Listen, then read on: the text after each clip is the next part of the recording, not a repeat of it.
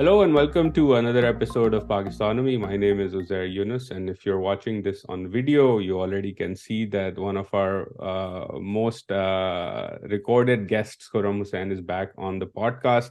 And the reason for that is, again, we're doing the full overview of the year. Last week, if you listen, we had Arfa Noor talking about the political outlook, elections, and we really concluded that episode with sort of a very important point Arfa made, that the crisis of legitimacy will be the thing to watch out for in 2024.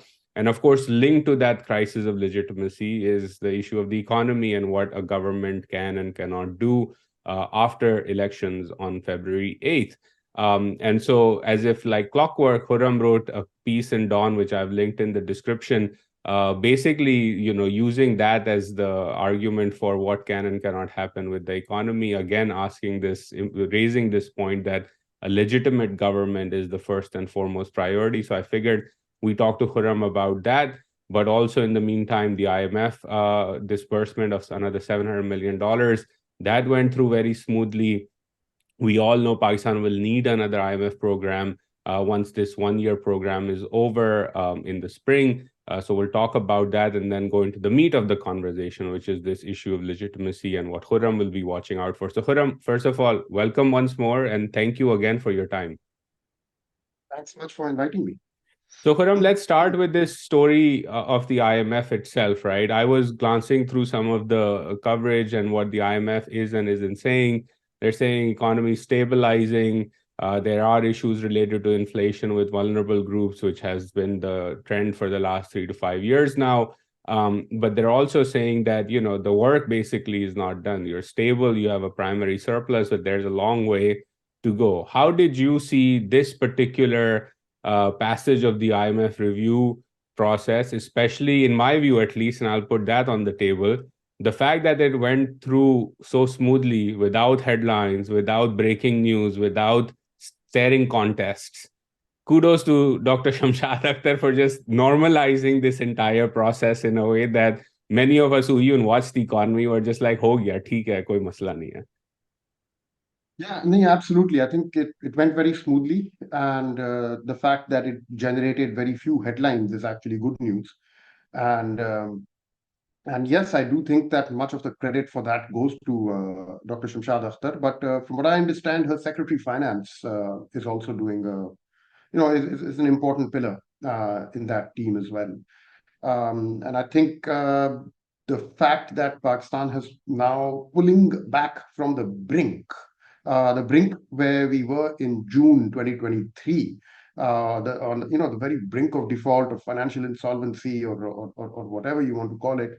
Um, I think that's overall good news. But just a couple of things. Number one, this particular IMF standby arrangement is actually exactly what it says it is. It's a standby arrangement. Just looking at the targets that have been set within it, all it's seeking to do is put the country into a holding pattern. All it is really doing is it's arresting the decline in the country's fundamentals that were underway from about the beginning or the first half of 2021.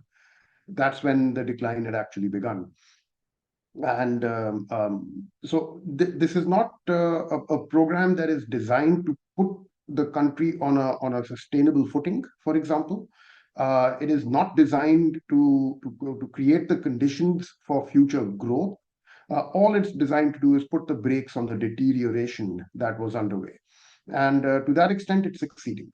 And I think by April, when the program ends, the country will be in a position to make its debt repayment obligations that are maturing in that month, the big ones that are maturing in that month, and will probably have a favorable outlook into 2025 as well for the next year.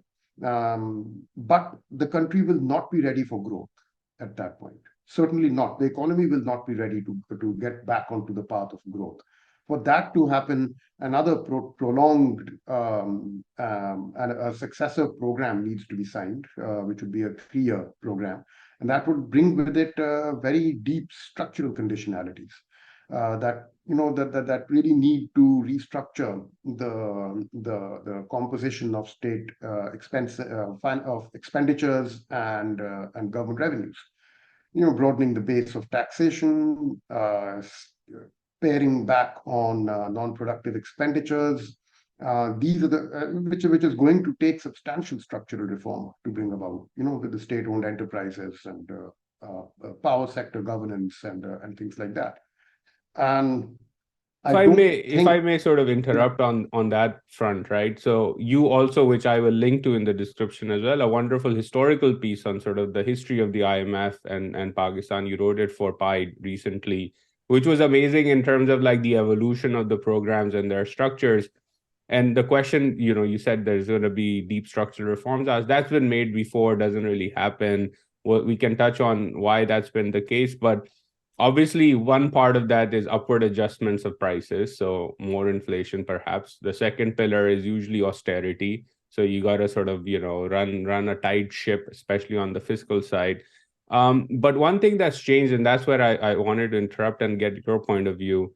If you look at your piece and the evolution of the IMF and the Pakistan relationship, there's now a bigger actor, not just China. There's Saudi Arabia and the UAE as new actors that will be critical to plugging that gap of funding needs. How do you see that evolving in terms of this desire to push reforms, but reforms that perhaps the IMF, one would argue, has consistently failed to convince Pakistan on?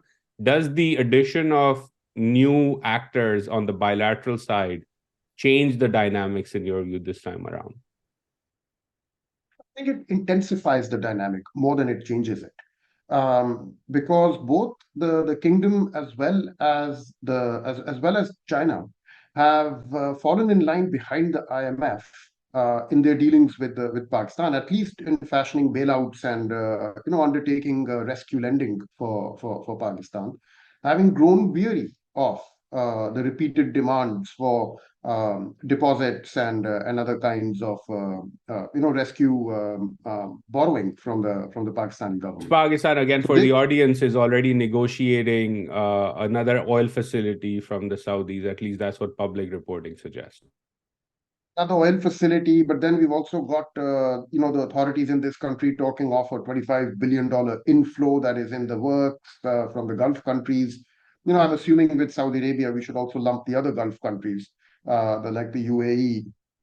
Uh, so, they're continuing to look towards either China or the Middle East as sources of cheap financing with which to underwrite growth in Pakistan. But I think what's becoming pretty clear at least from the past couple of years is that these countries are exiting that business altogether. They're not only with Pakistan but with other countries that are like Egypt, that have been coming to them for rescue lending purposes as well. They're all now being told that those days are over.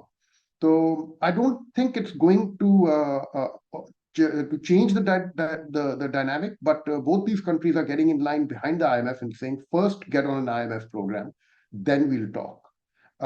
So that adds to the pressure for Pakistan. They can't view these countries as an alternative to the IMF anymore, which was something that I think people in Pakistan, governments in Pakistan, were tempted to do a few years ago, to feel that we don't need the IMF anymore. We've got China, we've got Saudi Arabia, but that hope's been dashed.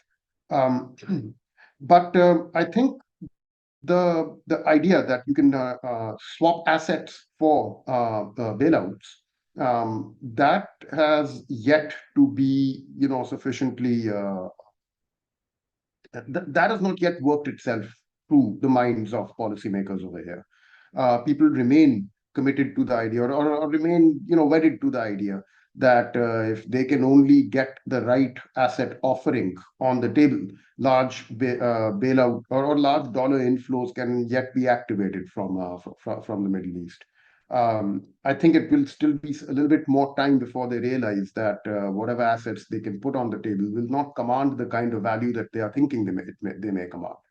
I mean, there's the equity share that Pakistan holds in the Rico Dick project, for example, whose value would be measured in the hundreds of millions of dollars. It would not be measured in the tens of billions of dollars.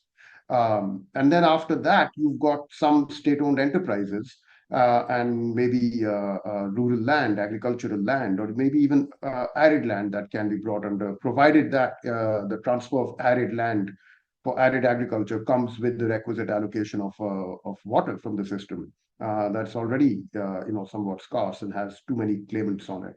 And these may yet command, again, I mean, let's be generous, few hundreds of millions of dollars. It's possible that you could look at maybe a billion or slightly north of a billion. I don't know. It's hard to say.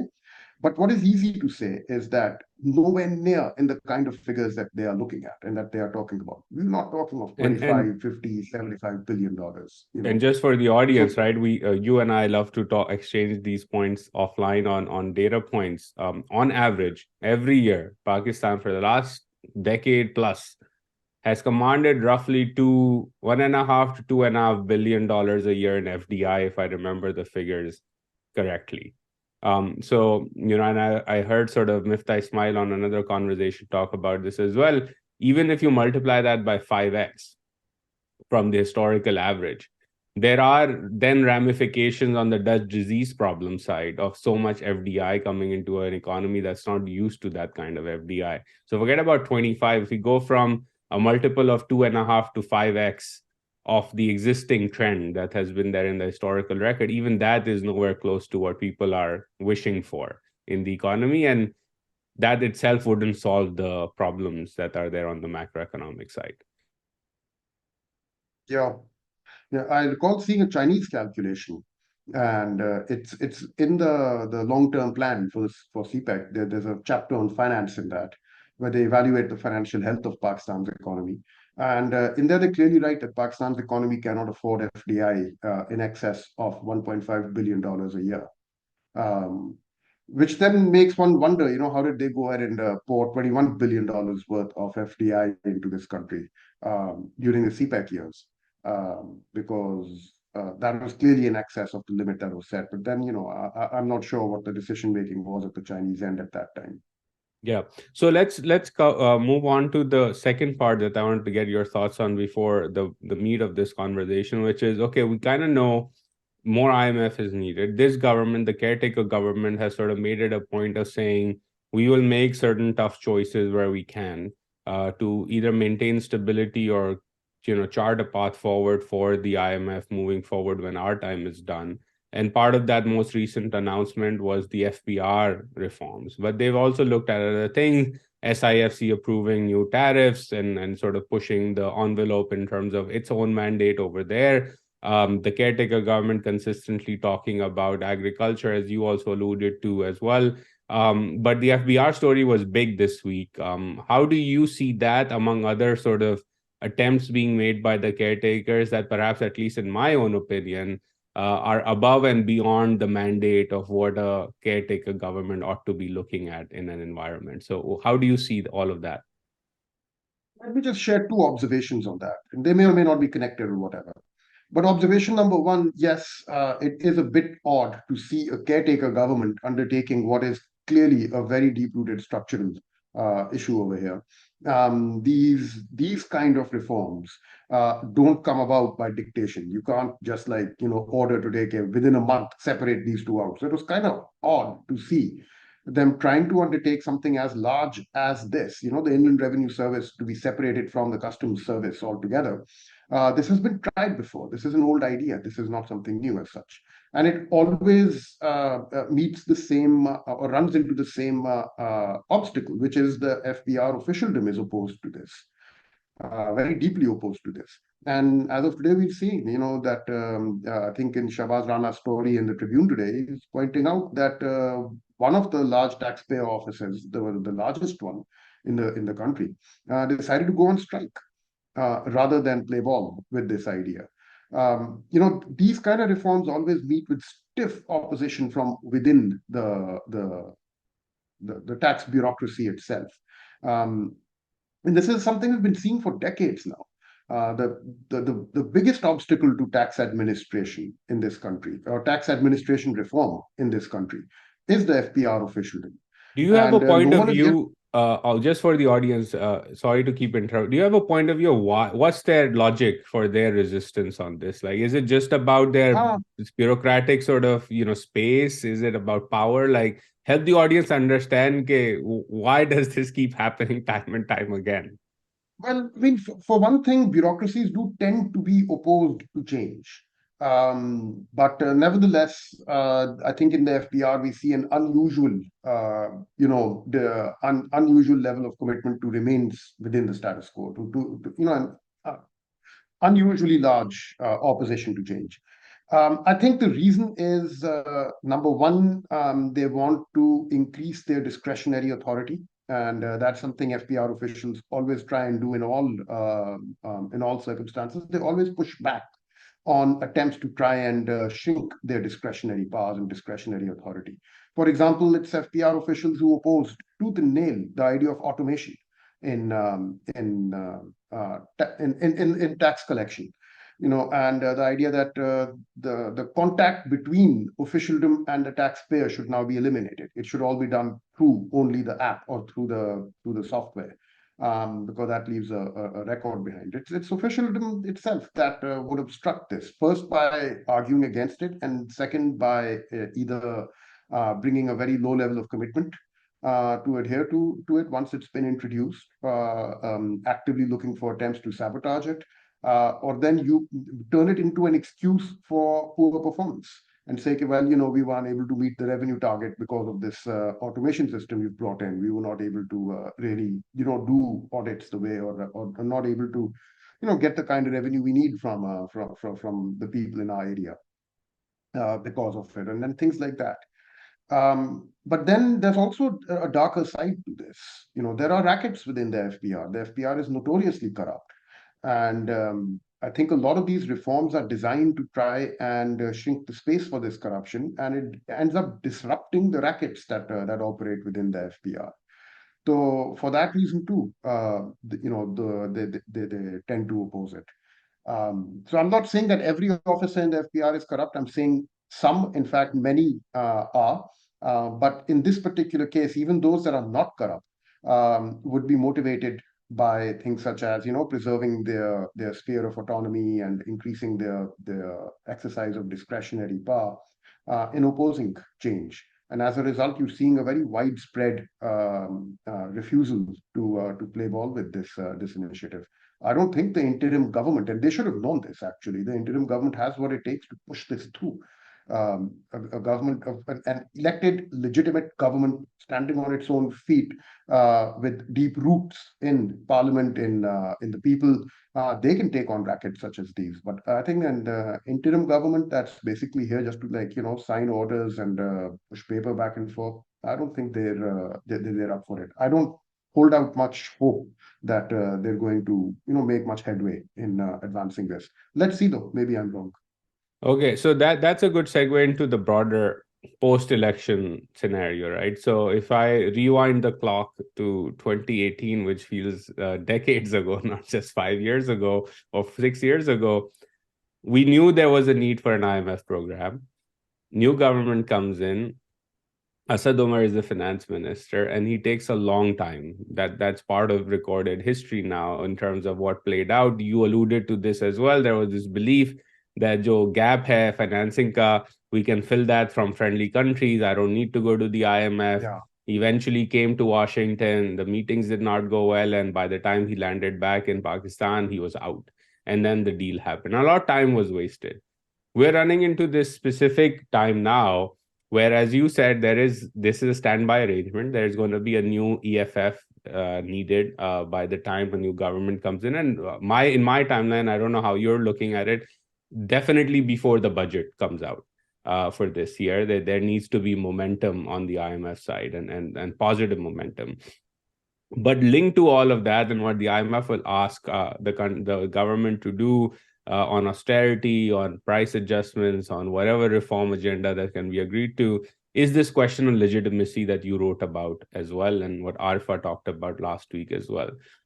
What will you be looking out for post-election, given this sort of need for a new IMF program? a new government coming in. We're still, as of this morning, the moment we hit record, the question over the bat symbol is still ongoing in the Supreme Court. The PTI is protesting about all sorts of things that are happening to it as a party. The question of legitimacy will loom large. So I want to hear from you how you're thinking about the links between that and what needs to happen on the econ side and the IMF side. Right. Uzair, what I'll be looking out for is how all of this resolves itself, right? What we have happening in our political space right now.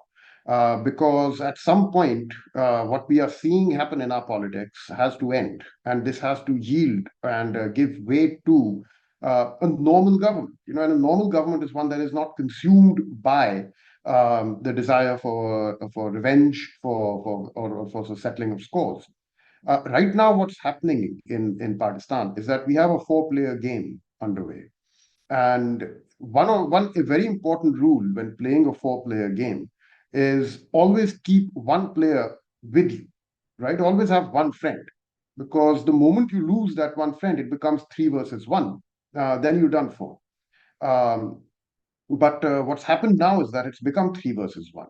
So we've got the four players are the army chief, the chief justice. We can call them the two chiefs. We've got Nawaz Sharif, the prime minister aspirant, and we've got Imran Khan, the probably the most popular leader in the country right now. And were free and fair elections to be held, I think pretty much everyone agrees that he and his party would sweep it, or if not sweep, at least carry it to the point of being able to form the next government. There's not many doubts on that at the moment. You've got these four players, and what's happened is that until even last year, until 2022, Imran Khan could be said to have had one player on his side, which was Umar Ata Bandial, then Chief Justice of Pakistan, and that sort of kept him in the game. That kept him going, because in a four-player game, if you've got two versus two, you can still, the game is still on. The moment it becomes three versus one, then you're And and moving and, towards the and end. through 2022, he had the three were on the other side, right? So the army chief Bajwa, Imran Khan, and Chief Justice Nisar, and then Bandial were sort of on his side. So that evolved post 2022 into what you're describing as he was left with just one at the end of it.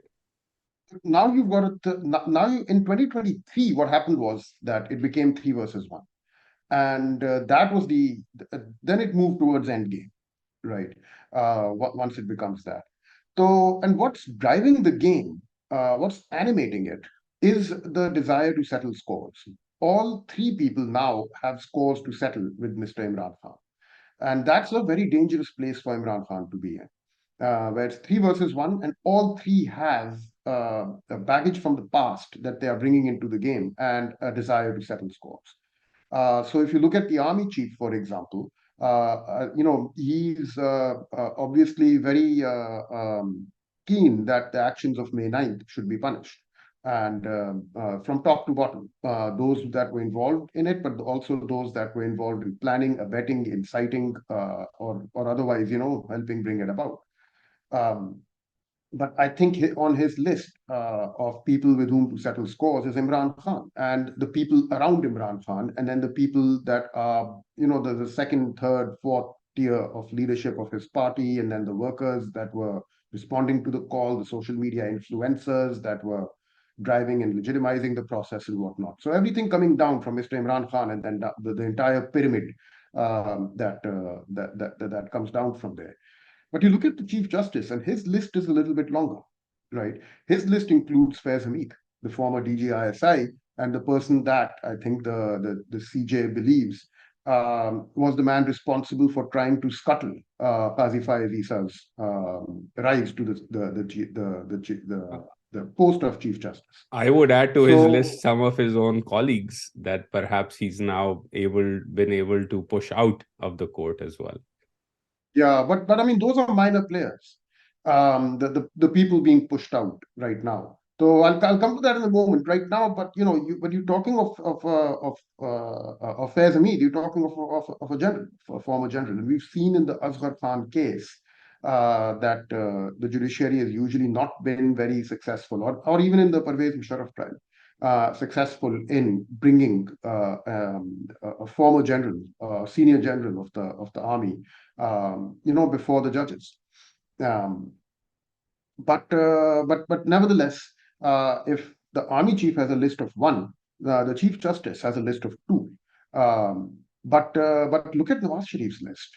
When he makes his list of people that must pay for what happened in 2017 and after, it includes not only Imran Khan and Faiz Amin, but he includes Qamar Javed Bajwa, he includes Saqib Nisar, and then it goes on from there. And in that expansion of the list come in Justice Ijazul Ahsan and whatnot. The people that are currently also on their way out, because Ijazul Ahsan, you remember, was the guy every single anti-Imran Khan judgment, And and he there was were the coming and monitoring anti. monitoring He judge was a for monitoring Panama. judge in the NAB case. He was. So Nawaz Sharif has a really long list as a prime minister aspirant. And what now I'm worried about is that the politics of vendetta are now in, or of vengeance, vendetta, revenge, or settling of scores, whatever you want to call it, is now in full play, right? The game is now turned into that altogether. And our own history teaches us that these kind of politics, once they begin, it's very difficult to bring them to an end, right? And that's what I'm worried about. At what point does this end, the settling of scores, and at what point does actually running the affairs of the country begin? Because that has to be priority number one for whoever comes in after the elections. The top priority cannot be the settling of scores from the past. But what is going to happen in reality is that the settling of scores is going to accelerate in all likelihood. Because you've got three players. One has one name on the list, the other has two names on the list, and the third has about 4 or 5 names on the list. That means a large number of years gone right there, just to knock that list that list off. So, and this will impact the legitimacy of the incoming government and its ability to run the affairs of the country, its ability to, we have discussed this in the past in your podcast. This wasn't a private conversation. How Pakistan cannot continue going the way it has been going. Right? There's a certain end point towards which this is all going. And that endpoint is the non-viability, financial and economic viability of the state that is eroding. The inability to pay for the expenses of a modern day nation state. That inability is growing with the passage of time. And that is evidenced in the growing size of the bailouts that Pakistan needs every time it lands in a balance of payments crisis. Um, so this trajectory, it's not an endless circle that you can just keep going round and round in. It's a trajectory that leads towards an endpoint of some sort. Um, it's very important that the incoming government get Pakistan off of that trajectory. And for that to happen, they are going to have to make that their number one and perhaps their all-consuming and only task before them. My fear is that that will not happen. And what will happen instead is that we will be litigating and settling scores emanating from 2017 instead. And then, it becomes very difficult to see how this is going to resolve itself and yield to a superior outcome. Let So me, right if I now, may, there's before yeah, you please. go on that, I want to get your thoughts on this alignment, right? What you're describing, and this I wrote about in the 2018 to 22 era multiple times as well, is a triumvirate, right? Triumvirates can be highly stabilizing too in systems, and the biggest sort of historical example of that was the triumvirate under pinning Julius Caesar's power in the Roman Empire, right? That he had these allies who, among the three of them, balanced each other out, but also allowed Julius to do what he wanted to do. But then, once the falling out happened, eventually Julius was also killed, and all of them basically died as a result of the games that they were playing. The Khan triumvirate was basically, as we talked about this, Nisar, the Chief Justice, the Army Chief plus ISI is one sort of, I view that as one character in the game. and then the prime minister himself. Now there's a new triumvirate perhaps emerging. Let's assume Nawaz Sharif, the aspirant to the fourth-term prime ministership, has his way on February 9th. That would you so when they're consumed by the cycle of revenge, would you then say that perhaps there is, in your view, I think you're a bit skeptical on this. I'm also on your side on this, but just as to be a devil's advocate, they can choose to be a stabilizing influence if the three of them sort of as a triumvirate tend to work together, right? So there is an inherent stabilizing factor in this, three-player alignment, if you were to call it that. And before people start commenting, that doesn't mean we're justifying anything that's happening. We're just analyzing the structure of this Sure. this power We're just pyramid. analyzing it. We're not Yeah. justifying any of this. So that three-player game, in your view, what would it take for the three of them? Is it just a sort of a forward-looking thinking among some of these players of saying we need to get out of this, or does it take something else to convince them that their alignment can actually be for the good as opposed to for the bad, aka revenge? Yeah, I think what it takes for it to become a triumvirate of stability is some kind of a commonly acknowledged end point to all of this, right? So if the three of them can need to agree that, look, these are the scores we'll settle, this is as far as we'll go in it, we will not go any further, and having attained that, we will then at that point turn and get on with the task of and literally allow ourselves to be consumed by the task to reform Pakistan and get it off this trajectory that is taking it towards growing financial and economic non-viability. So that endpoint could be, for example, that, look, we'll leave it at disqualification of Mr. Khan for an X number of years. We leave it and his party or whatever, right? I mean, let them come to some kind of an agreement between them and say this far and no further.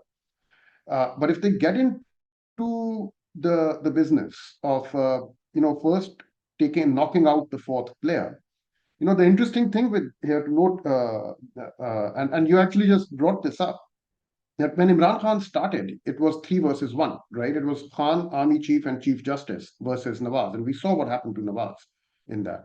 Then along the way, Khan first lost the Army Chief, so it became 2 versus 2.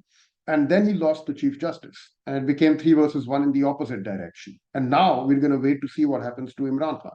If I may add, What there's a doesn't help, dynamic here. You yeah, kind of read my mind that one of the things that then plays out is that if one player, in this instance, is usually the army chief, you give him an extension, then one player he's already, the office is far more powerful than the other two, but it's far more powerful after that extension than the other two.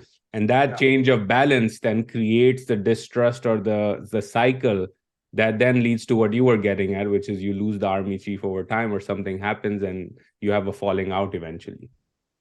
Yeah. Yeah, I mean, this is going to evolve in the future as well, this triumvirate. Um, but they need to really have a commonly acknowledged endpoint for all the score settling that is animating the politics these days. This far and no further. Number one. I think the closer they draw that point to wherever we are at today, the better. Going further and further down this road is not something that is going to serve the country's interests. It may serve the personal interests of some of the people involved, of some of the players, but it will not serve the country's interests. So I think the sooner this core settling is over and behind us, the only then can we get on with the task of being consumed by the reforms that need to be undertaken to get us off that trajectory. Um, One destabilizing factor in all this is the rhetoric coming out of the Khan camp. That doesn't help. It doesn't help when the rhetoric coming out of the Khan camp suggests, for example, that just you wait till we're back in power and we will show you and we will do this to you and we will do. When it creates the impression that you are still playing the old game. The rhetoric that needs to be coming out of Khan's camp is that what is happening to us today is wrong. We did the same thing to others in the past when we were in power. It was wrong then. It is wrong now. right? There's some kind of a reconciliation, some kind of a reckoning with their own past. Khan has played very violent politics. If you think about it, the story actually begins on 14th August 2014 when the tsunami march sort of departed Lahore on its way to Islamabad and the dharnas began. Those were a violent affair. But that story ends on 9th May 2023.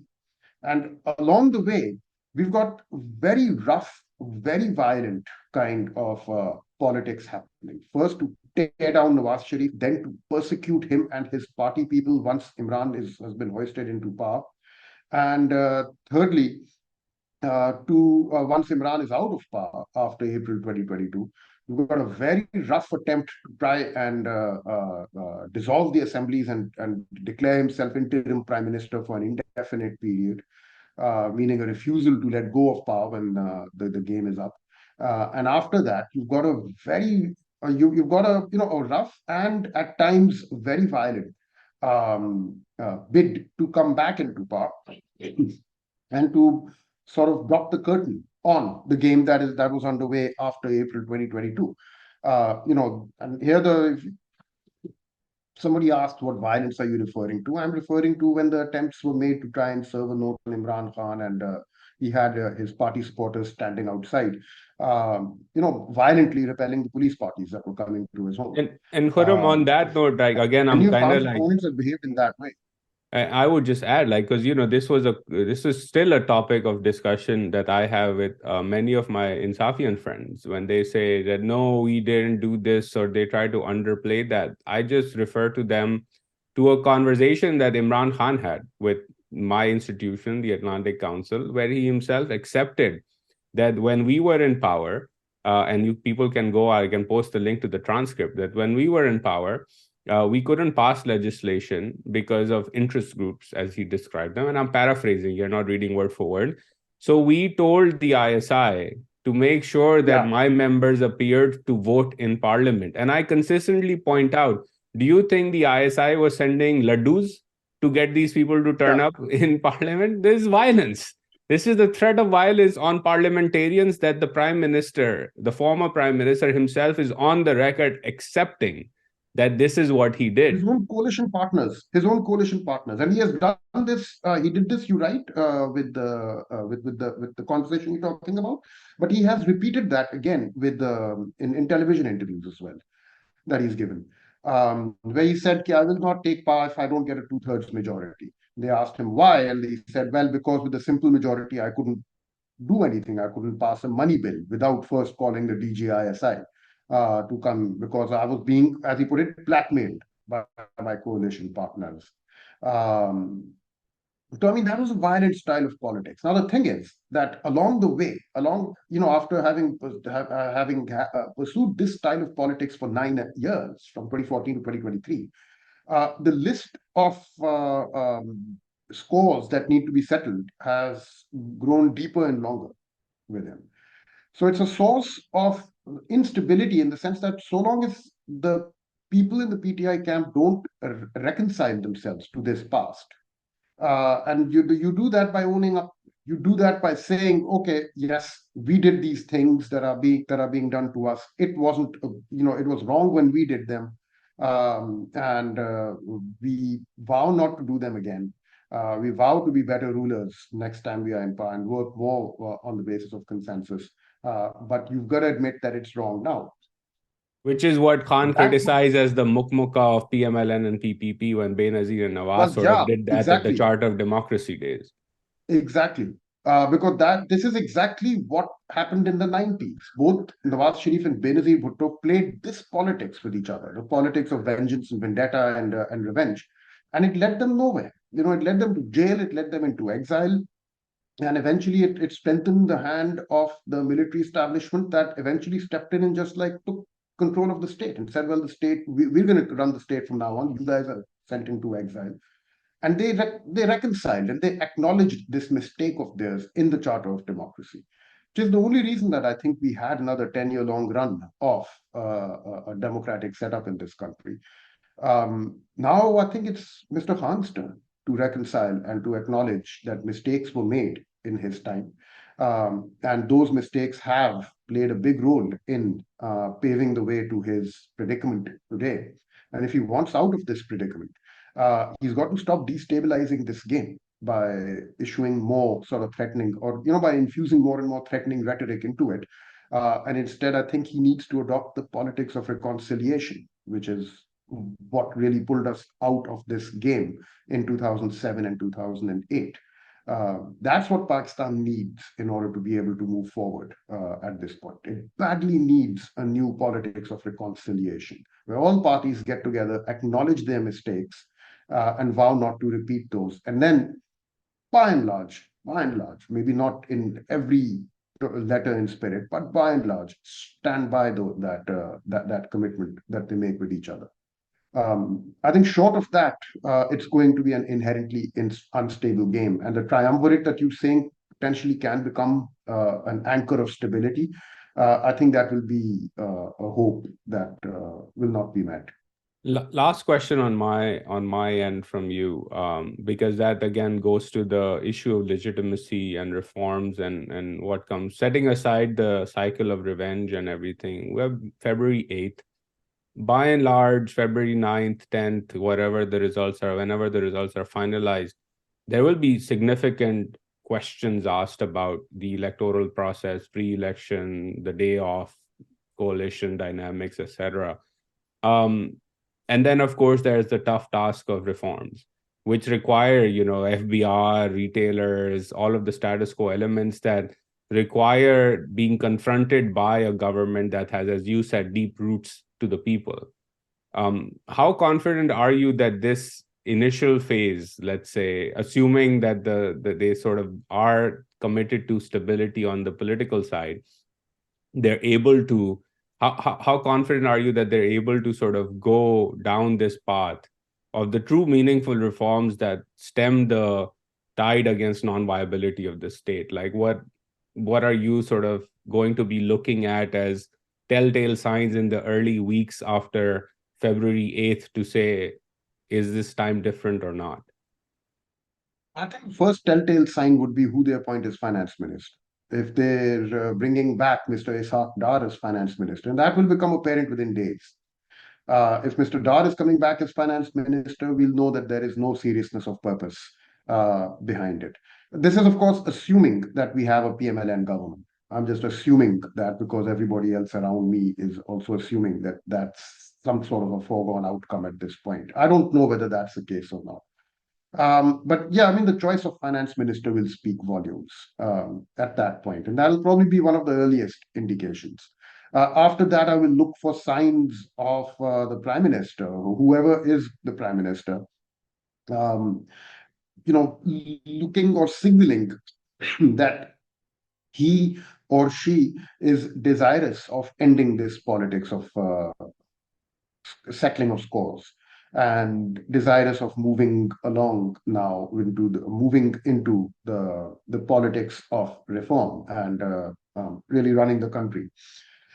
Um, these will be the two earliest signs. I think after that, the speed with which they move towards a successor IMF program will indicate something. And then after that, the budget and how quickly they take up the budget making exercise. The first budget strategy papers that we see will give us an inkling of what kind of um, you know how much capital they have to actually to walk the path of reform, but also the path of stability, because it's going to require restraint in expenditure restraint.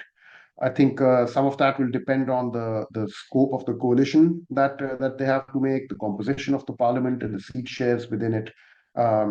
Because I think the more unstable the incoming government is, the harder it will be for them to I mean, electorally unstable. If it's got a very narrow majority or no majority at all and is reliant on a large number of coalition partners, that's going to complicate their ability to maintain expenditure restraint and stay on a course of bureaucratic reform of the bureaucracy and the power sector governance and things like that. So yeah, these would be some of the telltale signs. worth keeping an eye on. Thank you for that, Khurram. As always, pleasure speaking with you. And I think I agree with you. The first thing I'll be looking out for is, the at least the rumor mill, beginning with the rumor mill of who the finance minister will be on the night of February 8th or the morning of February 9th, and we Yeah. move on from there. And then I think given I'm in DC, I'll be on the lookout for the spring delegations and what they bring to the table to Washington, because that will be the first, I would argue, in my mind, at least, if the timeline works out, the first major interaction that the new government will have with the IMF and the World Bank here in Washington. And what comes out of that, I think, will set the trajectory for the next 6 to 8 months. So I think that will be very, very important on the econ side. But of course, looming large over all of that is the crisis of legitimacy and what happens on election day itself. So that is beyond us. As you said, there are three players involved in that game. Two ones are dominating the story right now, Justice Issa and Army Chief Munir and his DGI. So let's see what that yields. I think by the time this podcast goes live, we'll know more about the bat symbol drama, which is still playing out in Islamabad. So again, that's different. We'll cover that later. But thank you so much for your time. Always a pleasure talking to you. Likewise, thanks for the invitation.